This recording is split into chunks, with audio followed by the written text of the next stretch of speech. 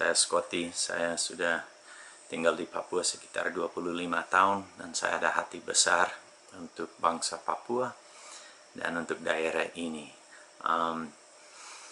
Saya sudah pernah buat video kerja kutukan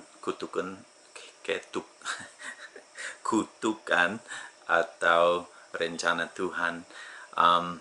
Saya baru datang, saya baru dari Wamena tadi malam, 2 hari di Wamena dan balik ke Bokendini, dan saya hati berat karena selama saya di Wamena saya lihat pemuda-pemudi, anak-anak asli Papua hampir semua hanya duduk santai, cerita, merokok, makan pinang, habiskan uang dan habiskan waktu secara non-produktif.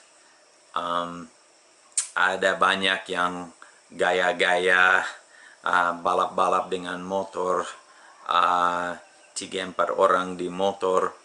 Saya di bengkel selama 7 jam dan ada sopir-sopir orang asli yang masuk dan memang juga semua merokok, makan pinang, habiskan banyak uang dengan hal yang tidak ada tujuan baik, hanya merusak tubuhnya dan merusak dompetnya. Dan mereka punya mobil-mobil semua rusak gara-gara overloading, per patah gara-gara muatan terlalu banyak. Dan saya lihat, wow, ini mereka tidak beruntung dari pekerjaan mereka, tapi mereka tambah rugi dengan mobil-mobil yang rusak karena tidak pakai sesuai dengan batasan, juga dengan tubuh mereka tidak pakai sesuai dengan tujuan. Dan sebaliknya saya lihat orang-orang non-Papua yang ada di Wamena, dan itu seperti semut-semut yang semua ada kegiatan. Mungkin itu jaga kios, tapi mereka sedang kerja sambil jaga kios.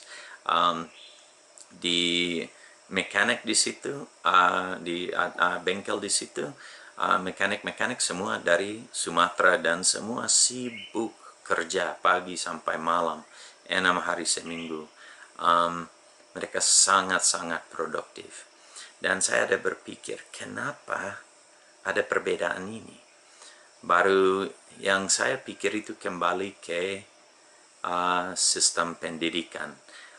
Di bengkel saya tanya mekanik-mekanik yang kerja mobil saya, mereka hanya selesai SD dan langsung mulai kerja dengan orang tua, ternak babi, ternak petani dan lain-lain. Tapi sejak kecil mereka tahu mereka punya tujuan hidup itu kerja, itu buat sesuatu, menjadi produktif, kerja untuk dapat sesuatu yang bisa dipakai untuk mereka punya keluarga, untuk bangsa, untuk negara.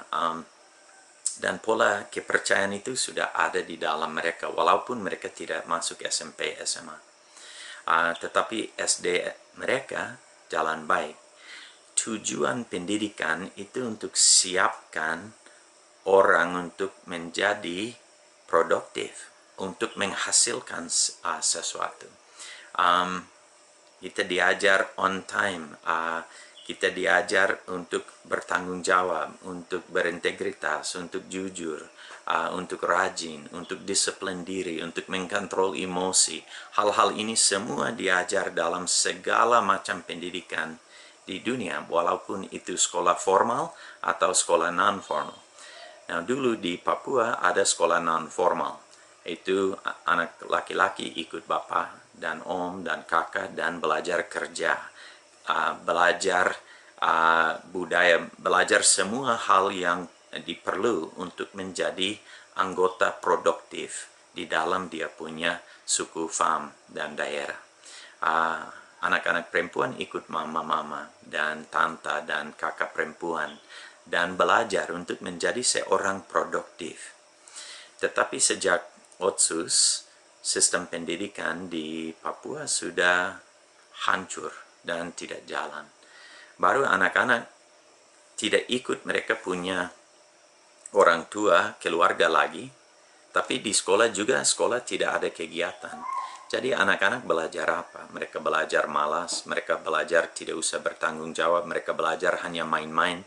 So, mereka ke sekolah tidak ada guru, jadi mereka ke kali, mandi-mandi, main dengan teman, dan main sepanjang hari.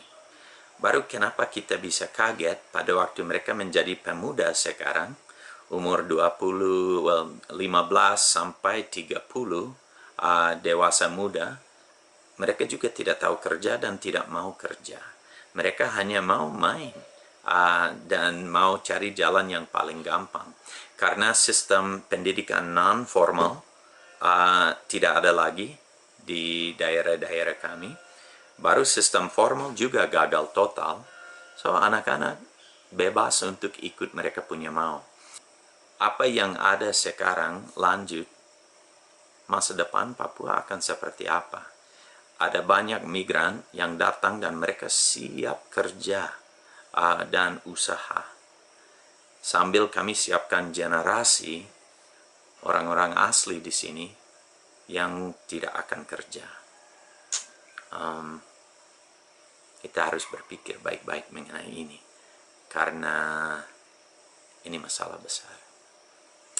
So, bukan tujuan saya untuk menjelekkan. Saya sebagai orang luar ada pendapat dari luar. So, saya harap kalau saya angkat cermin sedikit, pemimpin-pemimpin, masyarakat, dan pemuda-pemudi bisa mulai menilai diri, evaluasi, berpikir, cari solusi untuk masalah seperti ini. Menurut saya lebih baik semua sekolah yang tidak jalan tutup saja, anak dikembalikan ke orang tua dan mereka kerja dengan orang tua. Baru mereka akan menjadi anggota-anggota rakyat yang sangat produktif untuk masa depan Papua. Tetapi kalau tanya pemuda, remaja sekarang mau jadi petani, tidak, harus keringat, itu panas, mereka tidak mau kerja. Tapi mereka belum siap untuk pekerjaan lain karena belum tahu matematika, belum bisa dagang, belum bisa apa-apa, karena mereka tidak ada pendidikan untuk siapkan mereka untuk hal lain. Tapi kalau mereka ikut bapak dan mama, mereka bisa menjadi tukang sensor, jual kayu, mereka bisa menjadi petani, mereka bisa ternak, dan itu seorang sangat produktif. Ingat, pekerjaan pertama yang Tuhan ciptakan itu seorang petani. Oke, terima kasih banyak. Maaf, harap tidak ada yang tersinggung. Saya sangat peduli dan mau lihat masa depan di Papua sangat cerah dan baik.